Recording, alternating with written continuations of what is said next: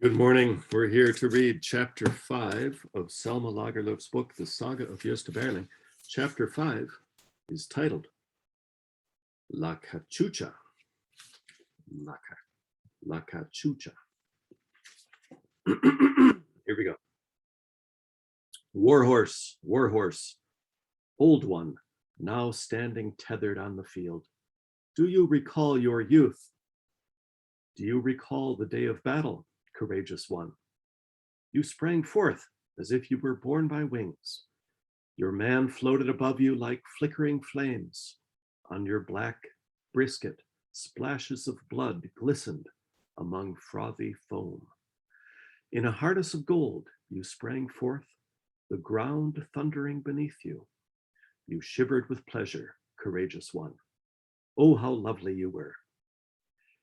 It is a gray twilight hour up in the cavalier's wing.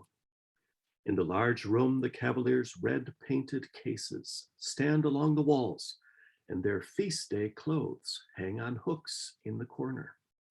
The firelight from the fireplace plays on white plastered walls and on gold checked curtains that conceal the box beds on the walls.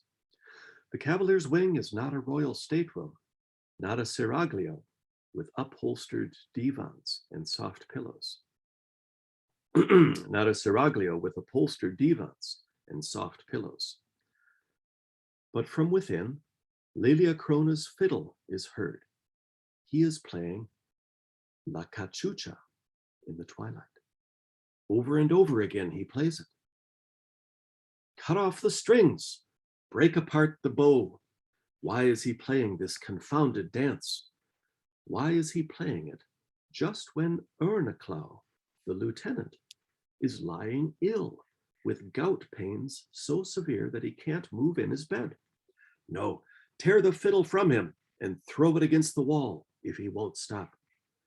La Cachucha, is that for us, maestro? Will it be danced across the tottering floorboards of the cavalier's wing, between cramped walls, blackened with smoke and greasy with grime, under its low ceiling? Curse you, the way you play. La Cachucha, is that for us cavaliers? Outside the snowstorm howls.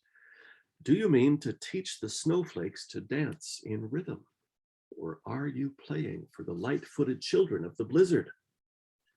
Female bodies which tremble under the pulse beat of hot blood, small sooty hands which have thrown aside the cooking pot to grasp the castanets, naked feet under tucked up skirts, yard coated with flakes of marble, crouching gypsies with bagpipe and tambourine, Moorish arcades, moonlight and black eyes. Do you have these, maestro? If not, let the fiddle rest.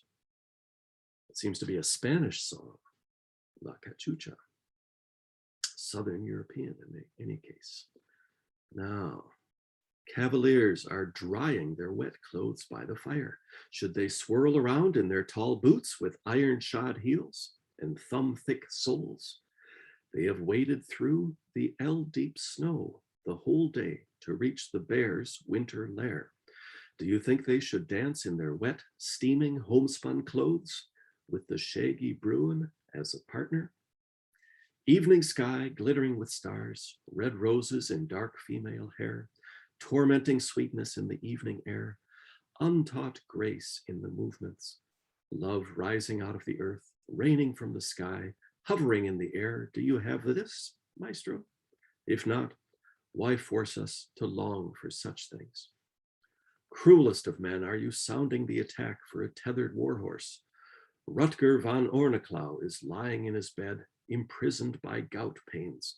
Spare him the torment of sweet memories, maestro. He too has worn a sombrero and a gaudy hairnet. He too has owned a velvet jacket and a sash with a dagger tucked into it. Spare old Örneklau, maestro. But Lagerlöf plays La Cachucha, always La Cachucha, and Örneklau is tormented like the lover who sees the swallow make its way to his beloved's distant dwelling, like the stag who was chased past the refreshing spring by the hastening drive Liliacrona takes the fiddle from his chin for a moment. Lieutenant, do you remember Rosalie von Berger? Ornaclau swears a terrible oath. She was light as a candle flame. She glistened and danced like the diamond at the tip of the bow. I'm sure you remember her from the theater in Karlstad. We saw her when we were young. Do you remember, Lieutenant? And the lieutenant remembered. She was small and breathless. She was sparklingly fiery. She could dance La Cachucha. She taught all the bachelors in Karlstad to dance La Cachucha and snap the castanets. At the governor's ball, a pas de deux was danced by the lieutenant and Miss von Berger, costumed as Spaniards.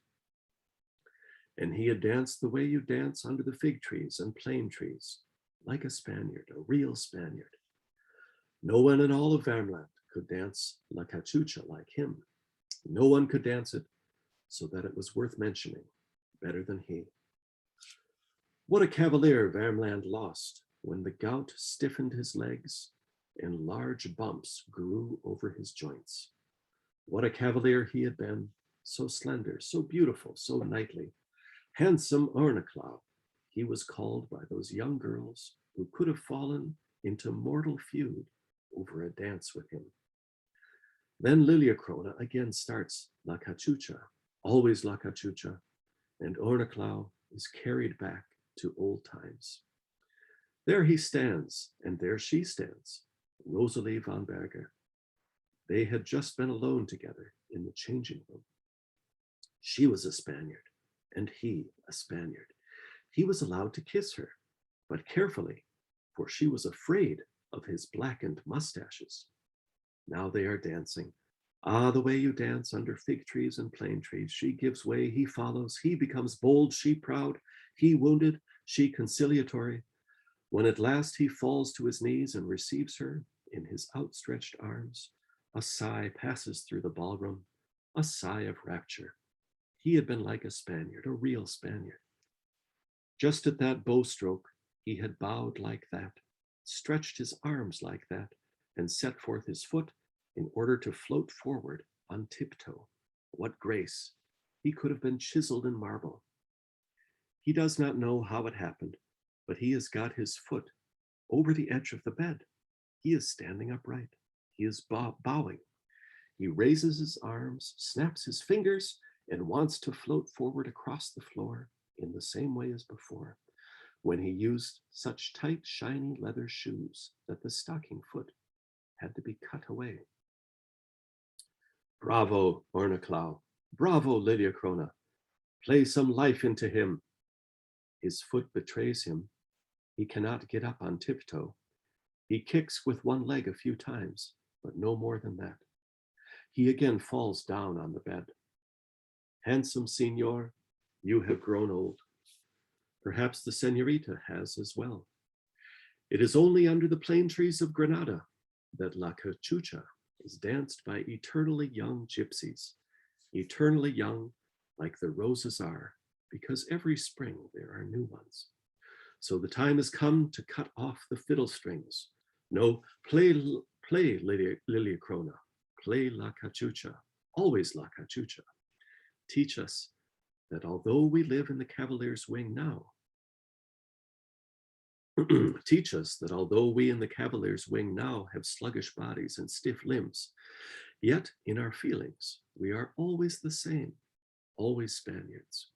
Warhorse, warhorse, say that you love the sounding trumpet which lures you away at a gallop, even if you tug your foot bloody on the iron links of the tether. That was chapter 5, La Cachucha. Yeah, that's it for now. We'll see you again later.